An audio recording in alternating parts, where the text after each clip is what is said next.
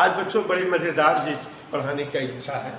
और ये जो चैप्टर आप पढ़ रहे हैं, जिस चैप्टर का नाम है वैद्युत चालन, कंप्लीटली थ्योरेटिकल चैप्टर है। पूरा का पूरा चैप्टर थ्योरी है।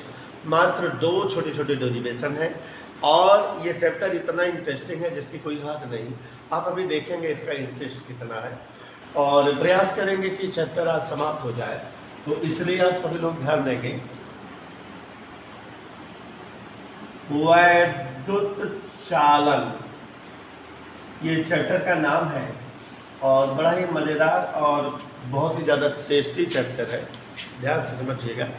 आज मैं आपके सामने एक विशेष प्रकार के टॉपिक की चर्चा करने जा रहा हूं जिससे रिलेटेड 2 डेरिवेशन है और मेरा प्रयास है कि आप सभी लोग को समझ में आए, इसलिए प्लीज़ ध्यान बोर्ड पर लगाइएगा। ठीक है, सभी बच्चे ध्यान देंगे। इधर जो है अनुगमन गति, ऐसा समझा देना चाहता हूँ सुहाना नाम कि जिससे जो है जिंदगी भर के लिए ये टॉपिक याद है। अपवाह गति या अनुगमन गति, समझ लीजिए अनुगमन गति या अपवाह गति क्या है और अच्छे से समझ में आना चाहिए।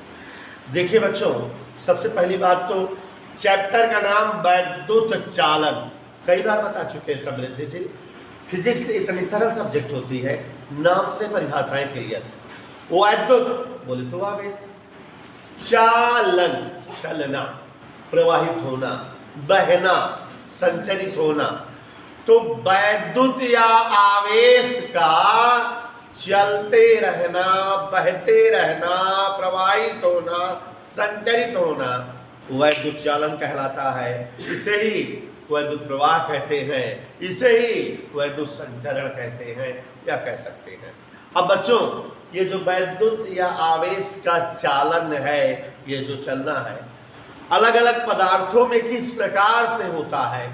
ठोसों में वैद्युत का चालन कैसे होता है, द्रवों में वैद्युत का चालन कैसे होता है और गैसीय अवस्था वाले पदार्थों में वैद्युत का चालन कैसे होता है। अगर ठोस में वैद्युत चालन पूछा जाए कि ठोस पदार्थों में विद्युत किस प्रकार प्रवाहित होती है या विद्युत का चालन कैसे होता है, तो बच्चों हम लोग केवल और केवल पकड़ते हैं धातुओं को। क्यों? 2 वजह से। पहले तो धातुएं ठोस होती है, तो ठोस अगर जो है ठोस में वैद्युत चालन या वैद्युत प्रवाह समझना है तो हम जो है धातुओं को ले लिए, धातुओं में वैद्युत चालन या वैद्युत प्रवाह समझ लेंगे तो ठोस वाली कहानी आ जाएगी। और दूसरा, धातुएं विद्युत की चालक होती है। धातुएं ऐसी पदार्थ होती हैं जिनमें विद्युत का प्रवाह संभव होता है। तो इस तरह से जो है आपको समझाए बेटा कि वैद्युत या आवेश का प्रवाहित होना, चलना, संचरित होना वैद्युत चालन कहलाता है। कंसंट्रेट होकर सुनिए जिससे समझ में आ जाए। और बच्चों, ठोसों में वैद्युत चालन कैसे होता है ये चर्चा कर रहा था। ठोसों में वैद्युत चालन समझने के लिए हम धातुओं को पकड़ते हैं और धातुओं में वैद्युत का चालन देखते हैं या समझते हैं। धातु क्यों लेते हैं? क्योंकि पहली चीज तो ये ठोस है और दूसरी चीज ये विद्युत के चालक है। माने ये विद्युत या आवेश का प्रवाह दिखा सकती है या विद्युत या आवेश इनमें होता है प्रवाहित। इसलिए हम अगर ठोस में वैद्युत चालन समझना है तो केवल धातु में वैद्युत चालन समझते हैं। तो देखो, अगर कोई भी धातु है, लोहा, सोना, चांदी, एल्युमिनियम, जस्ता, पीतल, जो भी है, ये सब के सब विद्युत की चालक होती है। माने ये अपने से होकर विद्युत या आवेश को बहने देती है। तो जैसे कोई धातु है तो धातु कई छोटे छोटे परमाणुओं से मिलकर बनी होगी और हर परमाणु के अंतिम कक्षा में क्या होते हैं? मुक्त इलेक्ट्रॉन। मुक्त इलेक्ट्रॉन के बारे में पीछे आपको पहले पाठ में पढ़ा चुके हैं। जब जो है इस धातु को हम विद्युत स्रोत से जोड़ते होंगे, विद्युत स्रोत से अटैच करते होंगे, तो विद्युत ऊर्जा मिलती होगी इस धातु के परमाणुओं को। बदले में जो परमाणु है उनकी आखिरी कक्षा में जो मुक्त इलेक्ट्रॉन है वो भक्कर से बाहर निकल आते होंगे, ऊर्जा पाते होंगे, उनकी ऊर्जा बढ़ती होगी और अपनी कक्षा से पलायित हो जाते होंगे। परमाणु की परिभाषा ही बताए हैं कि किसी परमाणु मुक्त इलेक्ट्रॉनों की किसी परमाणु के सबसे अंतिम कोष के वे इलेक्ट्रॉन जिन्हें बाहर से थोड़ी भी ऊर्जा मिले और अपनी कक्षा छोड़कर पलायित हो जाएं, उन्हें हम मुक्त इलेक्ट्रॉन कहते हैं।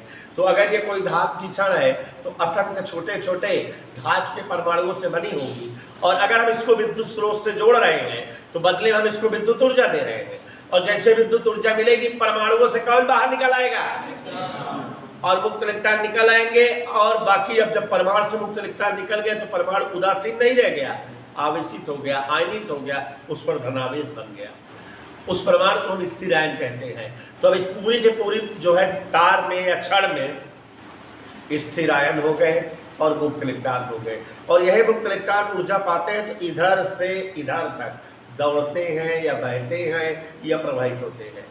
तो ये मुक्त इलेक्ट्रॉन ही ठोस में या धातुओं में आवेश को प्रवाहित करा रहे हैं, धारा को प्रवाहित करा रहे हैं। अगर ये ना होते तो आवेश ना प्रवाहित होता। तो मतलब ठोसों में वैद्युत का प्रवाह या वैद्युत का चालन मुक्त इलेक्ट्रॉनों के कारण संभव होता है। ठोसों में वैद्युत चालन की वजह मुक्त इलेक्ट्रॉन होते हैं। माने ठोसों में या धातुओं में मुक्त इलेक्ट्रॉन आवेश वाहक का कार्य करते हैं, आवेश को ढोने का कार्य करते हैं, आवेश को लेके चलने का कार्य करते हैं। तो प्यारे बच्चों, ठोसों में वैद्युत चालन किसकी वजह से होता है? मुक्त इलेक्ट्रॉनों की वजह से। बात समझ में आई? एक बार फिर से समझ लीजिए। वैद्युत या आवेश का प्रवाहित होना या चलना या संचरित होना वैद्युत चालन या वैद्युत प्रवाह कहलाता है। ठोस पदार्थों में वैद्युत चालन अलग तरीके से होता है, द्रवों में वैद्युत चालन अलग तरीके से होता है, गैसों में अभी समझेंगे कैसे होता है। जैसा कि हमने बताया कि ठोस पदार्थों में वैद्युत चालन अगर समझना हो तो हम धातुओं में वैद्युत चालन समझते हैं, वही ठोसों में वैद्युत चालन हो जाता है। धातुओं या यूं कहो ठोसों में वैद्युत चालन मुक्त इलेक्ट्रॉनों के प्रवाह के कारण संभव होता है। मुक्त इलेक्ट्रॉन आवेश वाहक का कार्य करते हैं। जब बाहर से ऊर्जा मिलती है तो परमाणुओं से मुक्त इलेक्ट्रॉन निकल जाते हैं, और उसके बाद यही जो है धातु में एक सिरे से दूसरे सिरे तक प्रवाहित होते हैं, और हम जानते हैं कि इसमें धारा या विद्युत चालन होने लगा है। तो यह मुक्त इलेक्ट्रॉन ही ठोसों में वैद्युत चालन का कार्य करते हैं। मुक्त इलेक्ट्रॉन ही आवेश वाहक होते हैं धातु या ठोसों में। समझ में आया? तो मुक्त इलेक्ट्रॉनों के कारण वैद्युत चालन हो पाता है किसमें? धातु या ठोसों में। जो द्रव है, दुनिया का कोई भी द्रव है, माने विलायक, जिसमें कोई भी चीज डाल दो घुल जाए तो द्रव है। ये जो द्रव होते हैं ये भाई, अगर इन द्रवों में कोई एकाध दो बूंद अम्ल डाल दो या एकाध दो बूंद क्षार डाल दो तो ये अम्लीय द्रव या क्षारीय द्रव बन जाएंगे।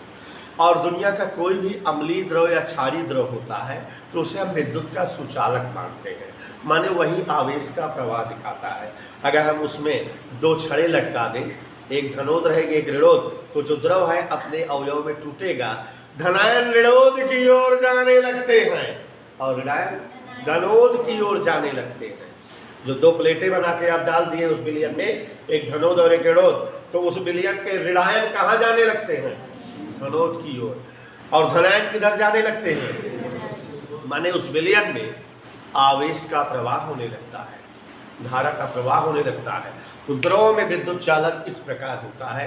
द्रव में विद्युत चालन हमेशा सुचालक द्रव में होता है या अम्लीय और क्षारीय द्रव में होता है। अच्छा बच्चों, गैसें, जैसे अगर कोई बर्तन में गैस भरी है तो गैस परमाणु है, उदासीन होते हैं, उन पर कोई चार्ज नहीं होता, तो गैसों में सही सही विद्युत चालन नहीं होगा। माने अगर एक लंबी नलिका लग दी जाए, एक प्लेट इधर धनोद लगा दिया जाए, एक प्रोनिरोध, और उसमें गैस भर दिया जाए, तो यहाँ से इधर से उधर कोई धारा का प्रवाह नहीं होगा। लेकिन अगर उस नलिका में दाब का मान बहुत कम कर दिया जाए, निम्न दाब कर दिया जाए, दोनों प्लेटों के बीच विभव बहुत हाई फाई कर दिया जाए, निम्न विभव, निम्न दाब और उच्च विभव कर दिया जाए, तो साइंटिस्टों ने देखा है कि एक प्लेट से दूसरी प्लेट तक आवेशों का प्रवाह होने लगता है। माने तब गैसें विद्युत की चालक बन जाती हैं और आवेश का प्रवाह दिखाने लगती है। इलेक्ट्रॉन और प्रोटॉन की खोज शायद ऐसे ही हुई थी। तो डोला जी सोते हुए ध्यान दीजिएगा कि अगर जो है कांच की कोई एक लंबी नलिका हो और उसमें धनोद और ऋणोद हो, गैस भर दी जाए तो विद्युत का चालन नहीं होता, लेकिन क्या कर दिया जाए, दाब एकदम कर चूसक पंप द्वारा निम्न दाब कर दिया जाए और दोनों प्लेटों के बीच विभवांतर क्या कर दिया जाए, बहुत हाई फाई उच्च कर दिया जाए, तो उन दोनों प्लेटों के बीच आवेश का प्रवाह होने लगता है और जो है गैसें विद्युत की चालकता का गुण दिखाने लगती है।